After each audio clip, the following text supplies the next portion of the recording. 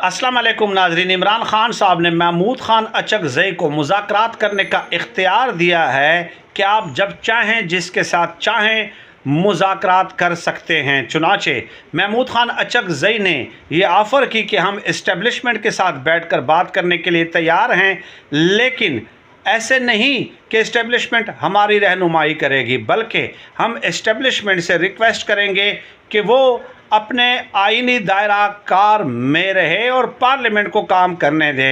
चुनाचे ख्वाजा आसिफ साहब इस पे खूब गरचे बरसे और कहा कि हमें मालूम है कि इमरान खान साहब किसकी पैदावार हैं। तो इसका जवाब देते हुए महमूद खान अचकज़ई ने कहा कि हमें भी मालूम है कि कौन किसकी गोद में पला है। यानी वो नवाज शरीफ साहब की तरफ इशारा कर रहे थे कि जनरल जिलानी और जनरल ज़ियाउल हक की गोद में पले हैं, और कहा है कि हमारी ज़बान मत खुलवाएं, सबको पता है, एक एक बच्चे को पता है।